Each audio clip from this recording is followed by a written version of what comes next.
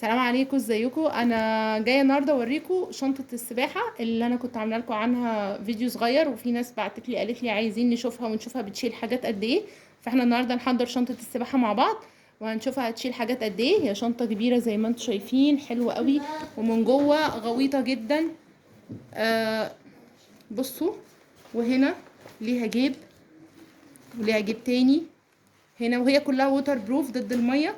وهنا في جيب كمان كبير، وفي جيب تحت للشوزات والحاجات دي. هوريكم دلوقتي كل حاجه بتتحط يعني بتشيل قد ايه. فانا هبدا نحضر مع بعض الشنطه. اول حاجه هنعملها نحط البشاكير. ده بشكير كبير قوي، ده بشكير كبير اهو. ادي اول واحد. انا بحضر الشنطه لاولادي الثلاثه. ده تاني بشكير، ده اللي هو البشكير اللي بيلف الولد كله، مش الفوطه الصغيره. انا كده حطيت 3 بشاكير بتوع الولاد، وكمان الهدوم بتاعتهم اللي هي الغيارات اهي. البنات بلبسها المايوهات على طول عشان البنات بتنزل الاول، ابني بينزل بعديهم، فابني بحط له المايو بتاعه، لكن البنات بتروح لابسه المايوهات بتاعتها. فده المايو بتاع ابني، وشرابين، وكمان لانش بوكس فيها شويه فاكهه عشان بعد ما يطلعوا بيبقوا جعانين، وازازه ميه. لو تفتكروا دي ازازه الميه بتاعت السنه اللي فاتت اللي كنت عاملاها لكم في الفيديو بتاع السبلايز، كنت جايباها لعمر بس الله يرحمها. ده بعد مرور سنه مع عمر، فاحنا جبنا واحده جديده. بس هي بتسقع الميه والله حلو جدا، بس هي يعني دي ظروف صعبه يعني تعرضت ليها لانها قعدت مع عمر سنه. بس هي لحد دلوقتي شغاله، بس هي منظرها اللي صعب. فانا هاخد معاكم ازازه الميه دي كمان.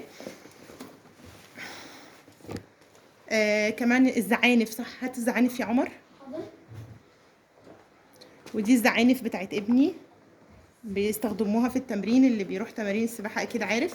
عايز زعانف حطيناها كمان، والشنطة لسه فيها مكان تشيل حاجات كمان. هنا احط الكريم بتاع البنات، وهحط الفرشة كمان بتاعتهم. ادي كده الجيب ده طبعا يشيل حاجات تانية كتير، هو كده يعتبر فاضي. هنحط في الجيب التاني البونيهات، 3 بونيهات اهم، والنضارات بتاعت الولاد اهي. استنوا نطبقهم، بلاش اللكلكه، ما بحبش اللكلكه. ثواني. ادي اول بونيه، وادي البونيه التاني، وادي البونيه التالت، وادي النضارات التلاتة مش هيتطبقوا طبعا. والجيب كبير اهو، شال 3 بونيهات و3 نضارات، وفيهم منهم نضاره كبيره اصلا كانت بتاعتي. ف كده ادي كل الحاجات بتاعت الولاد في الجيب ده، والشامبو والكريم في الجيب ده.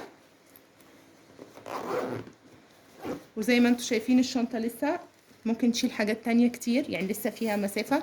السوستة هتتقفل بمنتهى السهولة لان هي اصلا ما اتملتش اهي. حط هنا بقى لو في فلوس، لو في اي حاجة انا حابة احطها هنا عشان تبقى سهلة عليا بره، بحطها هنا. بعد كده هنحط بقى هنا الشوزات. بصوا تجيب قد ايه.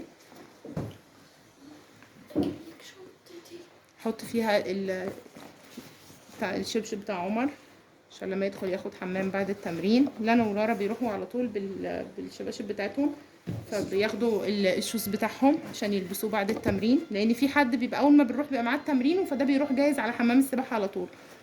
والتانيين وعمر بس هو اللي بينزل زي ما هو بلبس الخروج عشان بيغير بعد ما اخواته يخلصوا. كده فاضل شوز كمان، وده الشوز التاني بتاع لارا هنحطه برضو. فين؟ طيب نقفل بس السوستة هي كده، شالت كل الحاجات بتاعت الولاد.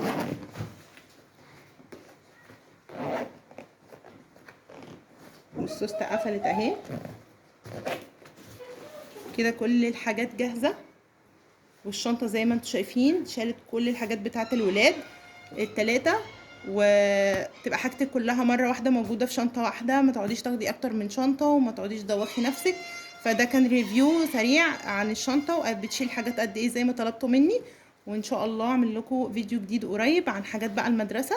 يا رب يكون الفيديو مفيد ليكم. اللي كان عايز يشتري الشنطه دي شافها كويس وشافها مساحتها قد ايه على الطبيعه. اشوفكم في فيديو جديد قريب. سلام عليكم.